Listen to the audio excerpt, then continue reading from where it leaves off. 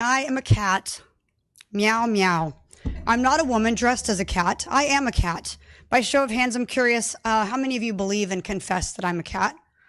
Great. By show of hands, I'm curious, how many of you believe that your child or a child from this school would believe that I'm actually a cat? No one. You are right. Why?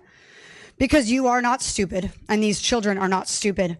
Truth prevails over imagination. Reality exists. Discernment is innate and something we are biologically wired to have. One look at me and you know this to be true. I am a woman posing as a cat. You may also think correctly that if I truly believe I'm a cat, I have a mental disorder. If I suffer from a mental disorder, and if I am unable to discern reality, am I safe to be around children? Would you put me in charge of making critical decisions about the safety and well-being of children and about the direction of their education when I cannot even discern truth from fiction? Confession. I'm not actually a cat, guys, just because I say I am. You've not agreed to or committed to addressing me as a cat simply because I demand it. No tail, whiskers, or outfit makes me a cat, just like no lipstick, high heels, or long hair makes him a man, a woman. It is just as biologically impossible for me to become a cat as it is for a man to be a woman. And you have one job as members of this school board, and it's defined as this.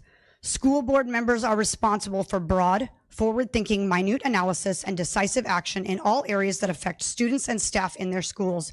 I ask you, do you believe that the actions of a grown man playing dress up as a woman affects the students and staff positively or negatively? A public school is not the place for social experiments in altered realities or gender ideologies. It is not the place to celebrate a grown man with a mental illness, dressing as a woman, and teaching kids lies.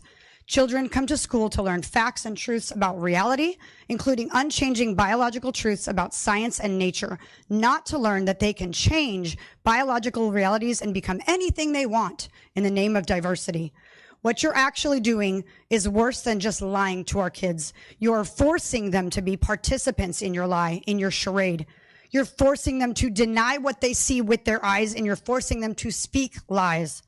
I ask you again, am I a cat? And if you say no, then the mindset must be aligned with your discernment across the board. By allowing a falsity to be displayed and paraded around the school, you teach children that truth is not existent, facts are not real, and biology is a lie. You fail at your job, your only job, by confusing children and teaching them untruths and to coddle a grown man playing dress up as a woman. If you were to address me as a cat right now, it's as ridiculous as when you say Miss Bixler and a grown man's voice comes thundering over the... Thank you.